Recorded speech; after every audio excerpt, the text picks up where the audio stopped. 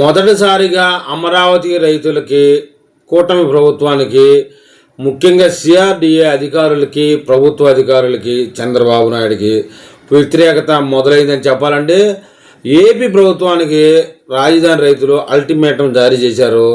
సమస్యలు పరిష్కరించుకుంటే పోరాటం చేస్తామని హెచ్చరించారండి. ఎందుకు ఏమిటి అలా అనేది ఇప్పుడు మనం తెలుసుకుందాం. ఏపీ రాజధాని అమరావతి రైతులు ప్రభుత్వంపై పోరాటానికి సిద్ధమవుతున్నారు. కూటమి సర్కారు ఇచ్చిన తమ సమస్యలు పరిష్కారం అవడం లేదని, కూటమి ప్రభుత్వం వచ్చి 1.5 సంవత్సరం దాటిపోయినంగా పరిష్కారం కాలేదని ఆవేదన అయితే వ్యక్తం చేస్తున్నారు.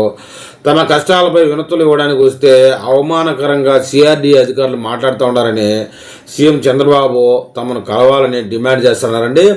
కూటమి ప్రభుత్వం రాజధాని రైతుల సమస్యల పట్ల చాలా నిర్లక్ష్యంగా వ్యవహరిస్తే మళ్ళీ పోరాటం చేస్తామని అల్టిమేటం జారీ చేయడం ప్రస్తుతం అయితే సంచలనంగా మారింది. అమరావతి రైతులు ఐక్య కార్యాచరణ సమితి ఆధ్వర్యంలో అమరావతి కోసం భూములు ఇచ్చిన రైతులు సమావేశం అయ్యారండి. ఇప్పటి వరకు 2 మాటలు సమావేశమైనట్టుగా చెప్తా ఉన్నారు. భూములు ఇచ్చి తాము అవమానాలు పాలవుతున్నామని ఆవేదన అయితే వ్యక్తం చేశారు. గ్రామాల్లో సమస్యలు ఏవీ పరిష్కారం కావడం లేదని చెప్పారు. ఏవైనా సమస్యలు చెప్పుకుంటే సిఆర్డీ అధికారులు అత్యంత చులకనగా చూస్తున్నారని ఆరోపించారండి. ఏదైనా ప్రభుత్వంలో ముందు వ్యతిరేకత రావాలంటే ఇలాంటి అధికారుల వల్లేనని చెప్పి అందరికీ తెలిసినప్పటికీ గ్రామాల్లో ఉన్న ఫార్మర్స్ వెల్ఫేర్ అసోసియేషన్ మాట ఎవరూ వినడం లేదని సీఎం చంద్రబాబు రైతు సమస్యలు ఆయన దృష్టికి తీసుకెళ్లి పరిష్కరించాలని చెబుతున్నా కింది స్థాయి అధికారులు పట్టించుకోవడం లేదని చెప్తున్నారండి.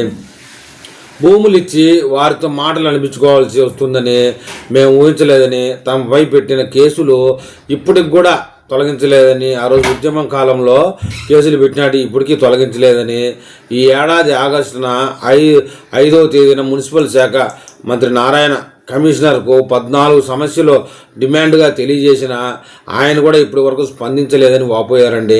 సమస్యలపై ప్రభుత్వం స్పందించకపోతే ఈ నెల చివరిలో, ఈ నవంబర్ చివరిలో రైతులంతా మరొకసారి సమావేశమవుతామని, ఆ సమావేశంలో పోరాట కార్యాచరణ ఖరారు చేస్తామని నేతలు దానికి అల్టిమేటం జారీ చేస్తున్నారు. రకమైన డిమాండ్లను ప్రభుత్వం ముందుంచారండి. రైతులు అమరావతి అని పార్లమెంటులో చట్టం చేయడం, సుప్రీంకోర్టులో పెండింగ్లో ఉన్న 3 రాజధానుల కేసును, R5 జోన్ కేసులను ఉపసంహరించుకోవాలన్నారు. రిటర్నబుల్ ప్లాట్ల సమస్యలను తక్షణం పరిష్కరించడం కోసం వార్షిక కౌలు బకాయి చెల్లింపులు, హద్దురాళ్ళు, పోయిన రిటర్నబుల్ ప్లాట్లలో ప్లగ్ మార్కింగ్ వేసి రాళ్లు వేయాలని చెప్పారు. అలాగే ప్రైవేట్ సంస్థలకు కేటాయించిన స్థలాల్లో పనులు త్వరితగతిన పూర్తయ్యేలా చూడడం, రాజధాని గ్రామాల్లో 10 ఏళ్లుగా ఎన్నికలు జరగక 15వ ఆర్థిక సంఘం నిధులు ఆగిపోయిన కారణంగా ఆ నిధులు కేటాయించి 29 గ్రామాల అభివృద్ధులు చేయాలని చెప్పారండి. ఇప్పటికీ భూములు ఇవ్వని చోట సమీకరణ లేదా సేకరణ ద్వారా భూములు తీసుకోవడం, గ్రామకంఠ సమస్యలు పరిష్కరించాలన్నారు.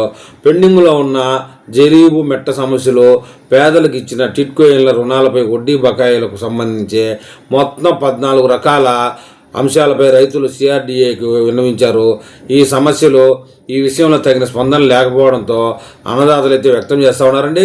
చూద్దాం రైతుల కోసం, ఈ సమస్యల పరిష్కారం కోసం కూటమి ప్రభుత్వం ఏ విధంగా వ్యవహరిస్తుందో.